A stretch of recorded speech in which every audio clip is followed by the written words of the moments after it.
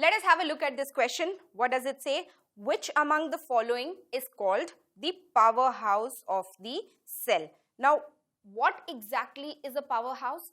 A powerhouse is a unit that generates electricity or current, right? So basically, what is electricity or current? It is just a form of energy, right? So powerhouse of the cell is going to be on the similar lines. That is, which part or which among the following is going to be called as the place where energy is generated in a cell. Let us look at the options here.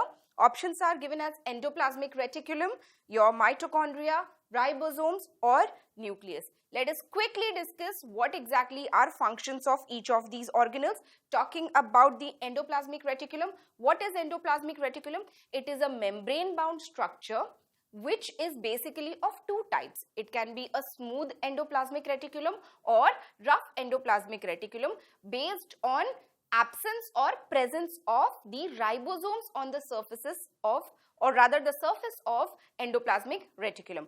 What is the function of endoplasmic reticulum?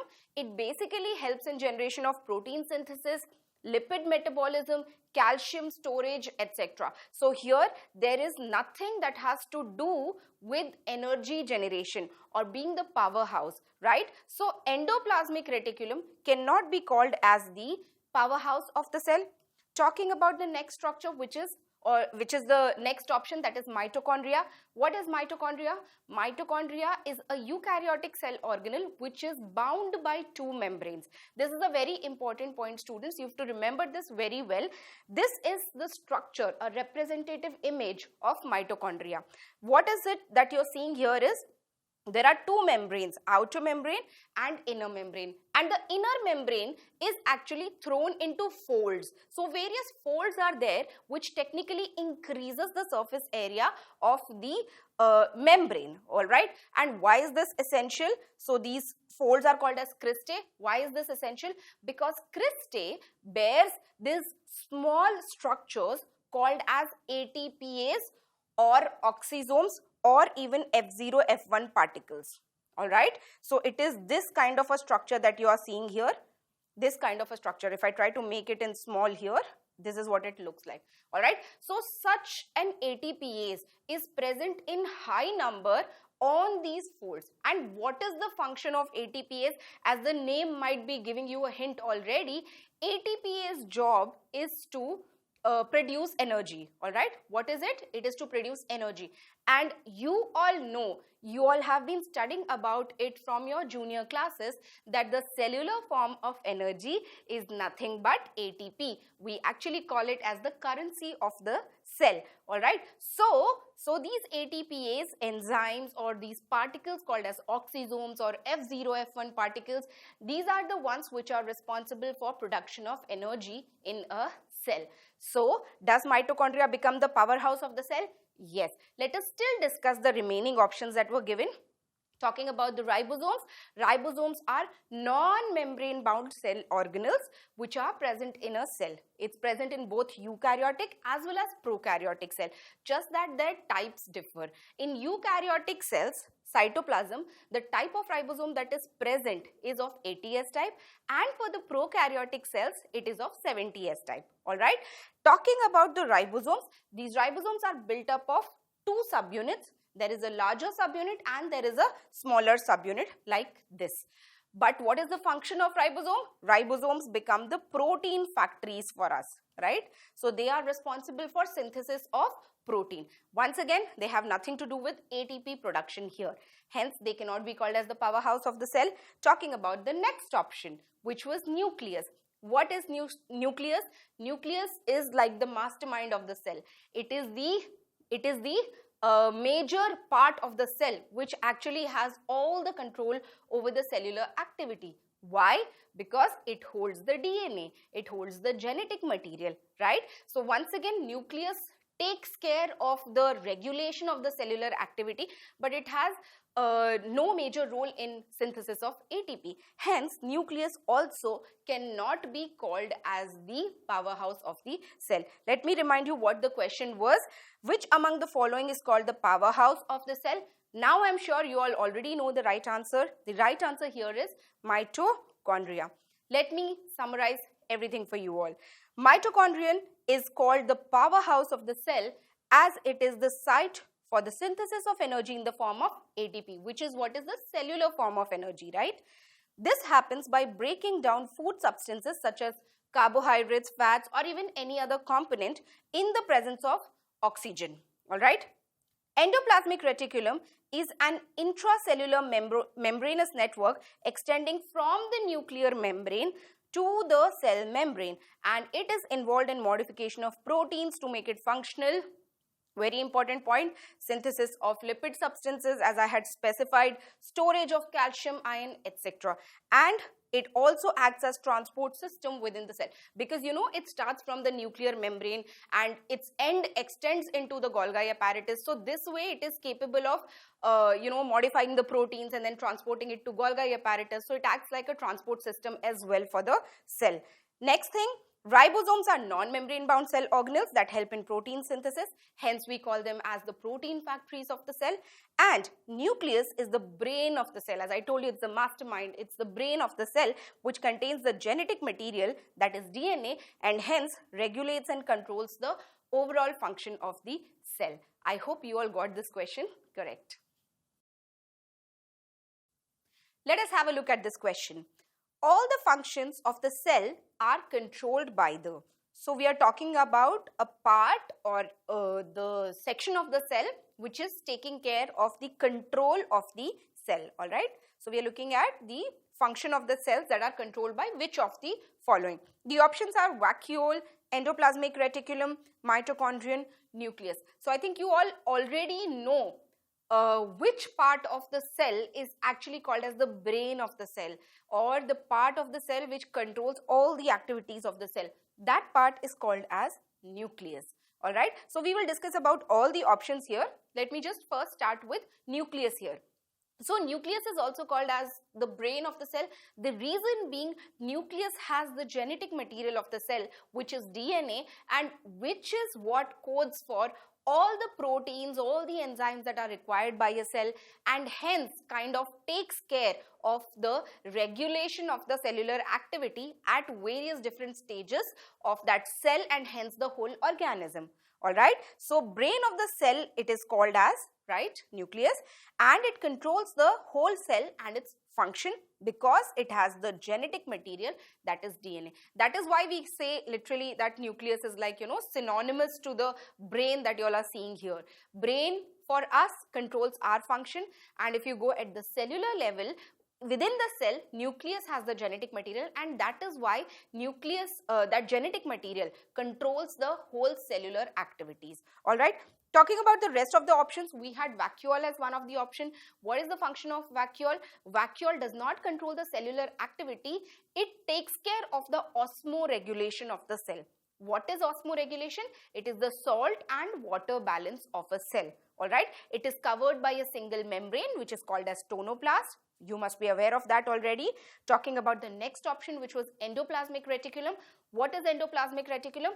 Endoplasmic reticulum is a structure which is present within the cell, starting from the outer membrane of the nuclear envelope basically, and it is also a membranous structure, and it is of two types basically, that is smooth endoplasmic reticulum and rough endoplasmic reticulum. And when you talk about the functions of the endoplasmic reticulum, it takes care of protein synthesis and modification of the proteins wherever required. Then talking about lipid synthesis and storage like that. Also calcium storage, which is a very important function. All right. So endoplasmic reticulum doesn't really control the cellular regulatory activities, but it takes part in protein synthesis, lipid metabolism and storage, and calcium storage. All right. Talking about the next option which was given, it was the mitochondria. As you know, mitochondria is the powerhouse of the cell. Who is the brain of the cell? Nucleus. What is the powerhouse of the cell? Mitochondria. Mitochondria carries out synthesis of ATP, which is the cellular form of energy, and that is why we call it as the powerhouse of the cell. So this also cannot be the right answer. You remember the question? All the functions of the cell are controlled by nucleus. You know the right answer now. It is nucleus. Let me summarize everything for you all together. The nucleus is the brain of the cell. It contains genetic material, DNA, in chromosomes. What are chromosomes? Chromosomes are the compact structures which has DNA associated with proteins present on it. All right. DNA is responsible for protein synthesis, growth and differentiation of the cell and several other functions. Thus, nucleus controls all the activities of the cell. Talking about endoplasmic reticulum, it is an intracellular membranous network. I told you it's a membrane bound structure present within the cell, extending from the nuclear membrane to the cell membrane with the whole endomembrane system. All right. Some functions of endoplasmic reticulum including providing mechanical support by acting as intracellular skeleton, because it literally forms a continuous membranous structure starting from the nucleus membrane towards the outer side of the cell. It gives literally a structural support, a skeletal support to the within environment of the cell as well. Also, it acts as a transport system for the cell, as I specified that it is going to transport and package the protein which has to be sent out to Golgi apparatus or even to the outer environment of the endoplasmic reticulum. Next is mitochondria. It is called as the powerhouse of the cell. It is the site for synthesis of energy in the form of ATP by breaking down food material that has been ingested or absorbed, which is majorly carbohydrates and fats, right? Vacuole is a single membrane bound organelle which is generally filled with either sap, which is nothing but, what is sap? Sap is nothing but water along with the dissolved solutes from the cell, or food. Vacuoles help in maintaining osmoregulation, a process that maintains the salt and water balance in a cell, storing and concentrating waste products whenever it has to be kind of thrown out of the cell. It also allows accumulation of pigments. It also allows the cell to become buoyant whenever it is required for the specific cells which have to float. So I hope you all got this question correct. Let us have a look at this question. What does it say? Which among the following would you find in a eukaryotic nucleus? Okay, so we are talking about eukaryotic nucleus. Actually, by definition, nucleus is the structure which is present in the eukaryotic cell. For prokaryotic cells, the confinement area where the genetic material is present is called as nucleoid. All right. So coming back to the eukaryotic nucleus here. So eukaryotic nucleus is a pretty advanced kind of a structure. It has a better arrangement of the genetic material, and also the evolution is quite at a higher level here in the eukaryotic cell. Okay, so when you look at the structure of the nucleus in a eukaryotic cell, you would see that there is a proper nuclear envelope which is made up of nuclear membrane and some kind of perinuclear space which is filled with the fluid as well. Also, it has inner material which is called as chromatin. Chromatin is this fibrous network it looks like, but it is actually made up of DNA associated with certain proteins. So chromatin is nothing but, simply speaking, DNA which is folded over certain proteins, and it's a little more compact structure. It becomes further compact into the chromosomal structure when the cell division is happening. All right. Talking about the semi-fluid matrix that is present in the nucleus, it is called as nucleoplasm. Just like how cell has cytoplasm, same way, in a similar way, the nucleus has got nucleoplasm. All right. Nucleoplasm is the semi-fluid background matrix that the nucleus holds, in which the rest of the parts of the nucleus are suspended. All right. Talking about the next part, which is nucleolus. What is nucleolus? It is, in simple language, it can be actually called as the nucleus of the nucleus. Why? Because this is also condensed core which is present within the nucleus. Now, what is it responsible for? It is responsible for a very important function of the eukaryotic cell, which is rRNA synthesis. Okay. What is rRNA? It is ribosomal RNA. All right, this is very important to be synthesized in order to synthesize the ribosomes, which are the actual protein factories for the cell. All right, so the parts here that we can see for a eukaryotic nucleus are the nucleolus, the chromatin as you see, the nuclear membrane, that is the nuclear envelope, and the nucleoplasm. Nuclear pore are the spaces where the nuclear membrane is absent. Alright, why is nuclear pore very important? It is important in order to transport things across the cytoplasm and the nucleoplasm. Alright, so whatever things have to be transported from the nucleus to the cell, to the cytoplasmic environment, it will be done through the nuclear pore, right? And this transportation across the nuclear pore is highly controlled. Okay, there are some additional proteins that are there, which you don't really need to know about in details here, but it is very essential for you to know that these nuclear pore have a very controlled kind of processes which takes care of transportation across this nuclear pore. All right, so if you look at the question again, which among the following would you find in a eukaryotic nucleus? Nuclear membrane, yes. Chromatin, yes. Nucleolus, yes. So the answer is going to be all of the above here. Let me summarize everything for you all here. The nucleus is a double membraned organelle containing the genetic material in a eukaryotic cell. It is the largest cell organelle in animal cells. In plant cells, it's usually the vacuole. All right. Why? Because the plants require a better function of osmoregulation. Okay. Coming back to this question, a nucleus at rest or in a non-dividing phase shows the following parts.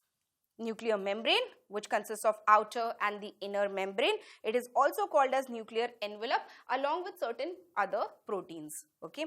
Nucleoplasm is a transparent semi-fluid substance which is enveloped by the nuclear membrane. So it is kind of forming the inner environment of the nucleus.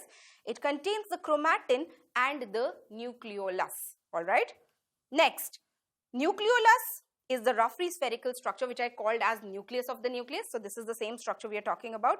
It is present inside the nucleus and it serves as a site for ribosomal RNA synthesis or rRNA synthesis. It is one of the major types of RNA, as I specified, which is going to take part in the formation of ribosomes, which is the most essential thing for the cell.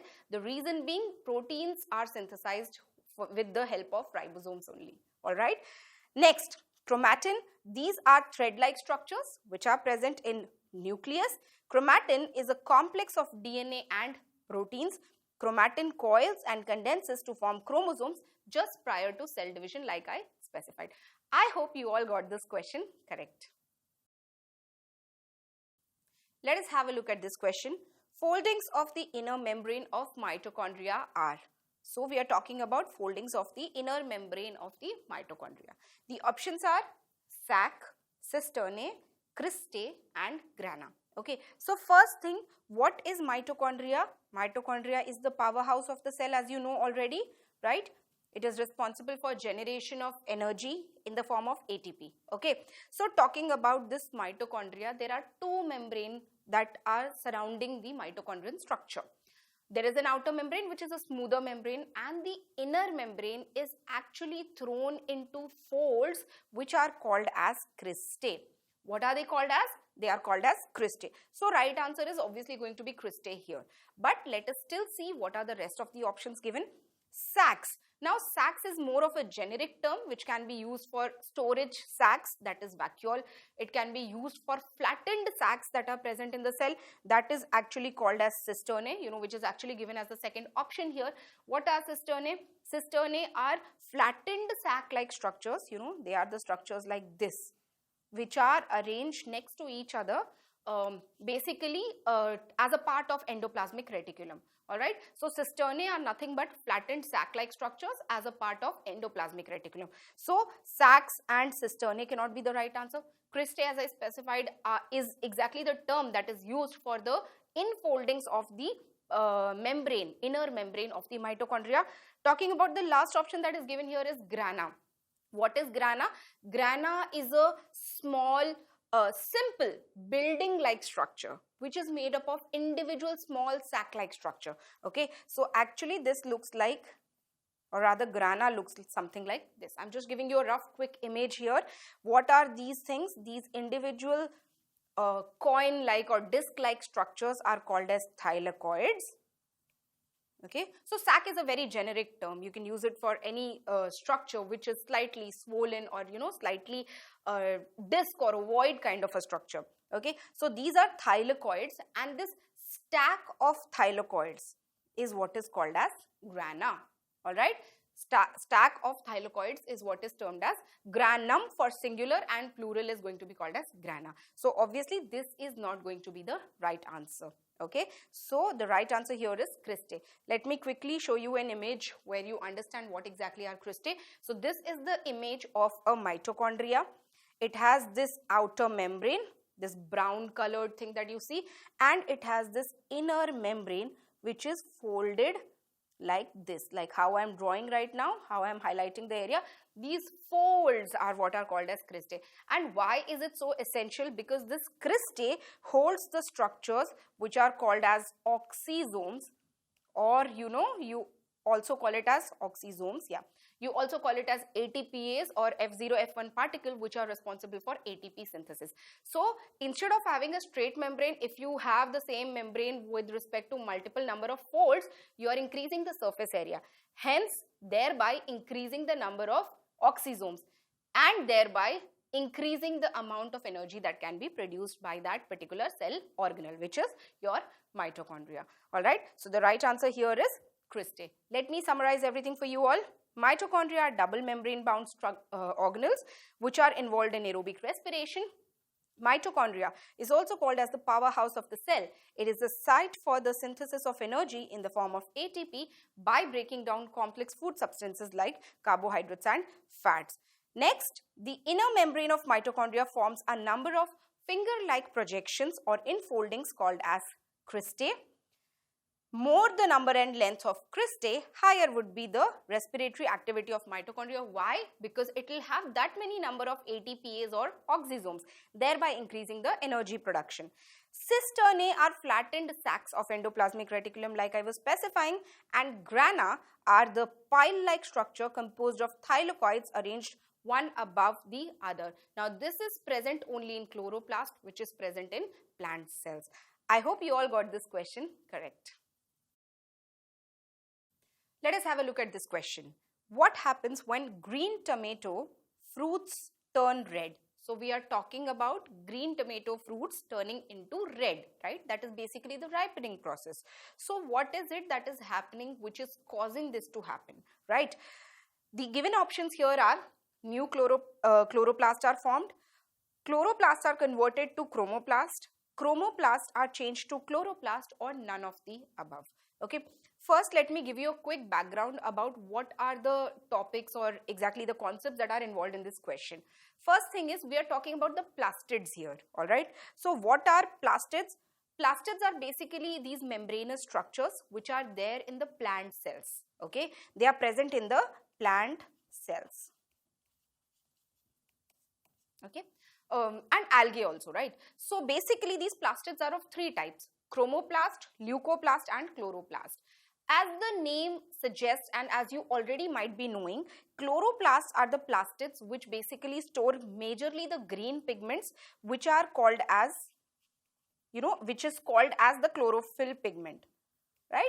So we are talking about the chlorophyll pigment here. So chlorophyll is the green colored pigment which is basically stored in chloroplast, and this is majorly responsible for photosynthesis process. Okay. Talking about the next thing, which is your leucoplast. Leucoplasts are colorless. Okay. These are colorless plastids and they are majorly responsible for storage of substances. Talking about the chromoplasts are the ones which basically stores the carotenoids. These are these pigments which are of the orangish color, yellow color, xanthophylls, carotenes, etc. They all belong to carotenoids, right? So they are responsible for giving colors to the fruits, giving that reddish beautiful color, right?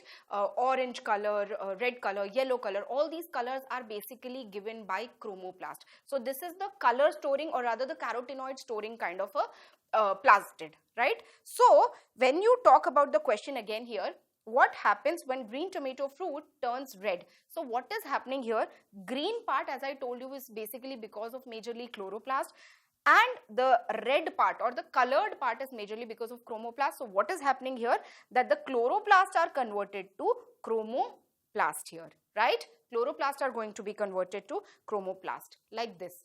This is a beautiful representative image which basically shows how green tomato is going to turn into a red tomato, which basically the major pigment which is responsible for this red color is called as lycopene.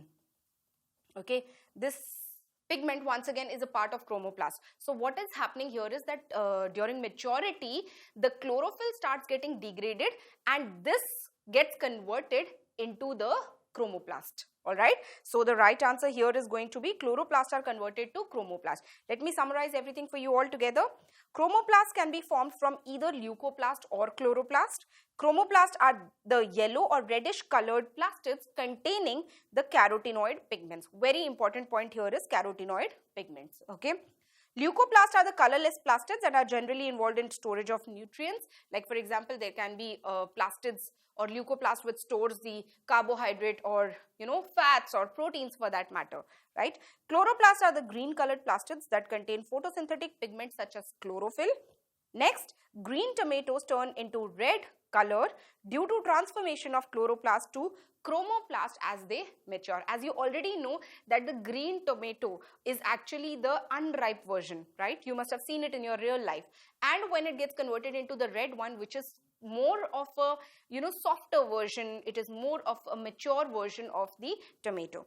The chlorophyll in chloroplast is degraded along with thylakoids, and this is followed by aggregation of carotenoid pigments.